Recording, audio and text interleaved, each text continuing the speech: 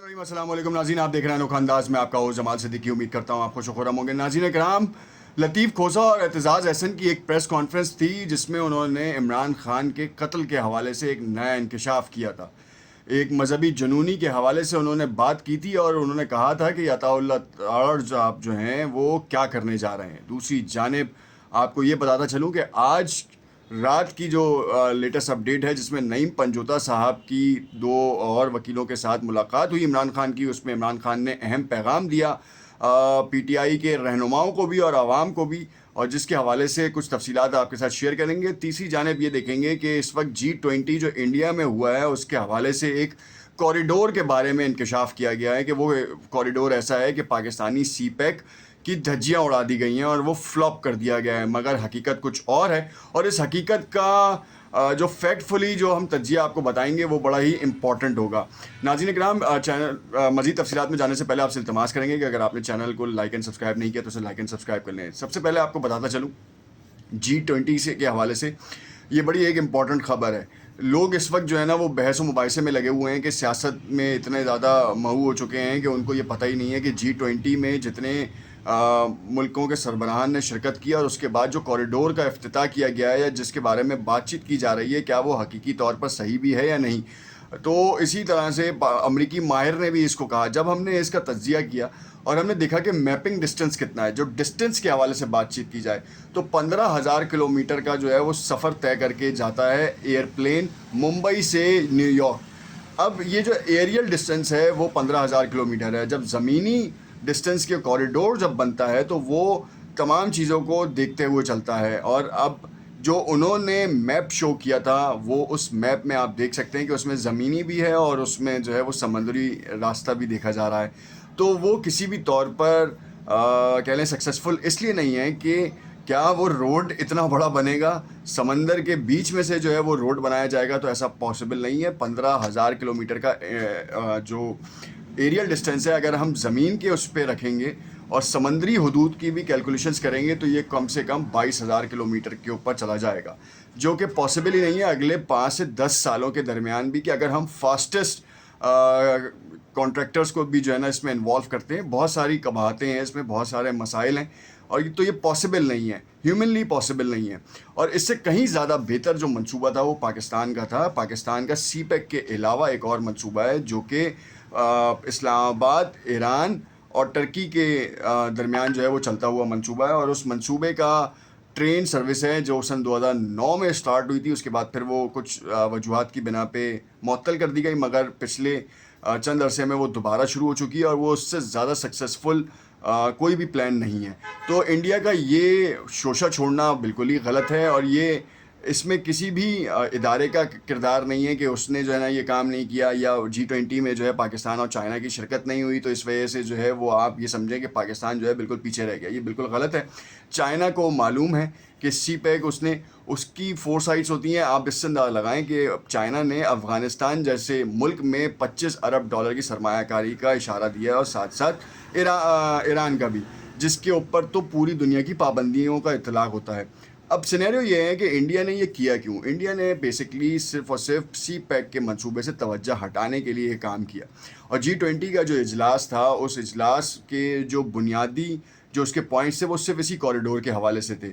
اب اس کوریڈور کی تو حقیقت یہ ہے کہ ایریل ڈسٹینس بھی اگر ایک فلائٹ بھی آتی نا تو 15 گھنٹے کا ڈسٹینس ہے اور نان اسٹاپ فلائٹ جو ہوتی ہے. اور اگر 1 اسٹاپ 2 اسٹاپ ہو تو پھر تو آپ ایکسیڈ کر دیں کہ 2 دن 3 دن لگ جاتے ہیں. تو پاسبل نہیں ہے. 9 دن میں ٹرین جو تھی نا وہ پاکستان کے اسلام آباد وفاق سے جو ہے وہ ترکی پہنچ رہی تھی. تو اب اس کے آگے جو ہے وہ آپ دیکھ لیں کہ اتنا بڑا پیچ ہے جو کہ سمندری حدود کے اوپر ہے، زمینی راستہ نہیں ہے اس کا. تو کیسے جو ہے نا وہ نیو یارک، نیو جرسی اور ان جگہوں پہ جا سکتی ہے. اور اچھا، انڈیا نے جو پکچر شو کیا اس میں سعودی عرب کے اندر سے ہوتی ہوئی جا رہی ہے کہانی. تو یہ بالکل ہر کسی ایک عام انسان کے لیے سوچنے کے لیے ہے کہ کیا یہ زمینی راستہ بنا سکتے ہیں. تو یہ ایک مضحکہ خیز ہے. پاکستان کی عوام کے جذبات کو ابھارنے کے لیے بھی یہ کہانی ہے اور انڈیا کی اپنی عوام کو بیوقوف بنانے کی بھی ایک ناکام کوشش تھی جو کہ سب کے سامنے آ گئی ہے. اور اب سے 2 دن بعد جو ہے نا اور اس کے اوپر جو ہے وہ ڈیٹیلز آ سکتی ہیں. خیر، یہ تو یہاں پہ بات ختم ہو گئی. اب آ جاتے ہیں عمران خان صاحب کی ملاقات کے بارے میں کہ 3 لوگوں سے ان کی ملاقات ہوئی ہے. عمران خان صاحب سے جو ہے 2 بجے لیگل ٹیم کی ملاقات ہوئی, جس میں قاضی انور صاحب, مشال یوسف زئی اور نعیم حیدر پنجوتا صاحب تھے. اس کے بعد انہوں نے ایک میڈیا ٹاک کی. اس میڈیا ٹاک میں انہوں نے عمران خان کا اہم پیغام دیا. اس اہم پیغام میں انہوں نے کہا کہ پاکستان تحریک انصاف واحد جماعت ہے جس کا چیئرمین جو ہے وہ اس وقت جیل کے اندر ہے, بھگوڑا نہیں ہے, وہ ملک سے نہیں فرار ہوا. اس کو ڈیلز کی آفرز آئیں, اس نے ریجیکٹ کر دیں, اور ڈیل کے لیے تو وہ پہلے ہی بتا چکا ہے کہ وہ ڈیلز کے اوپر تو ریلائی ہی نہیں کرے گا. وہ انصاف کی طرف دیکھ رہا ہے اور عدالتوں سے انصاف کی توقع ہے. آج بھی جب اس کے کیس کے حوالے سے جو ہے وہ پروسیکیوٹر نہیں آئے اور یہ کیس جو ہے نا وہ طول پکڑتا جا رہا ہے, جس کے اوپر نعیم حیدر کی اور جج ابوالحسنات ذوالقرنین کی بھی جو ہے وہ مکالمے بھی ہوئے اس کے درمیان, اور وہ سماعت جو ہے نا وہ رائے گائی ہو گئی ہے. اب یہ آنے والا نیا دن, آج کا دن بتائے گا کہ کیا واقعی سائفر کے حوالے سے جو ضمانت کی سماعت تھی اس میں کیا سامنے آ رہا ہے کہانی. کیونکہ نعیم حیدر پنجوتا صاحب جو ہیں دلائل دیتے ہوئے کچھ ذرا زیادہ جذباتی بھی ہوئے, تو ایک لمحے کے اوپر جج صاحب نے جو ہے نا ان کو روکا, اور روکنے کے بعد کچھ مکالمے ہوئے, اور اس مکالمے کے بعد کہانی ایک یکسر مختلف ہو گئی. خیر, جو عمران خان کا پیغام تھا وہ صرف یہی تھا کہ ہم جو ہے انصاف کی طرف دیکھ رہے ہیں, اور قوم سے کہا کہ گھبرانا نہیں ہے, جو کہ ان کا فیوریٹ کہہ لیں کہ سلوگن ہے کہ گھبرانا نہیں ہے, اور تیاری کریں الیکشن کی. الیکشن ہوں گے, جلد ہوں گے, کیونکہ الیکشن کے حوالے سے پی ٹی آئی نے جو ہے وہ صدر عارف الوی کو بھی, جو کہ آئینی طور پر ابھی 6 ماہ کے لیے مزید وہ اسٹے کر سکتے ہیں اور کر رہے ہیں, تو ان کی طرف سے بھی جو ہے نا وہ پی ٹی آئی کی طرف سے عارف الوی کو ریکویسٹ کی گئی ہے. اور آج اس رات گئے جو ہے وہ اس بات کا بھی انکشاف ہوا کہ صدر عارف الوی صاحب جو ہیں وہ کچھ انہونی بھی کر سکتے ہیں, اور اب سے کچھ دیر بعد شاید وہ اس بات کا اعلان کر دیں کہ تاریخ کب دی جا رہی ہے.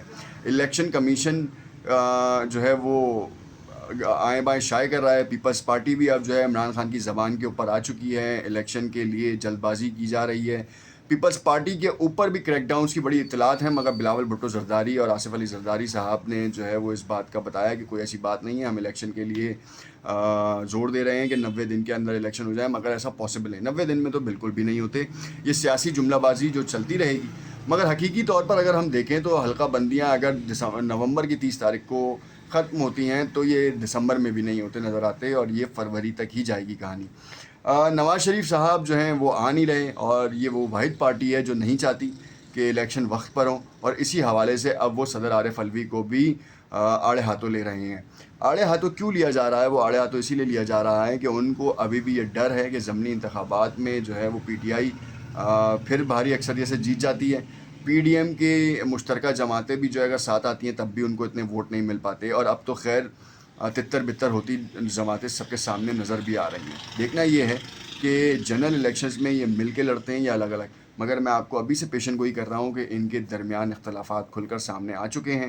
کچھ یہ کہتے نظر آئے ہیں کہ ہم جو ہیں اب وہ دوبارہ غلطی نہیں دہرائیں گے جو کہ ماضی میں بار بار ہم نے دہرائی ہے, اور اب جو 16 ماہ کی حکومت کا جو خمیازہ تھا اس کا صحرا جو ہے وہ صرف پاکستان مسلم لیگ نون کے سر پہ ہی پڑا رہے تو بہتر ہے, باقی جماعتیں اپنے سر پہ نہ لیں. اسی وجہ سے ایم کیو ایم الگ ونگ میں جا رہی ہے, پیپلز پارٹی کا الگ ایک اسٹانس اور ایک موٹیو چل رہا ہے. بلاول بھٹو زرداری بڑے زیادہ انہماک کے ساتھ جو ہے نا وہ فیصلے کر رہے ہیں. سی ای سی کے جو اجلاس ہیں ان میں کیے گئے فیصلوں کو جو ہے وہ مان رہے ہیں, اور والد صاحب سے بھی نالا ہیں کہ وہ آپ کے فیصلے میں گھر پہ مان سکتا ہوں, مگر یہ پارٹی کا ڈیسیجن ہے.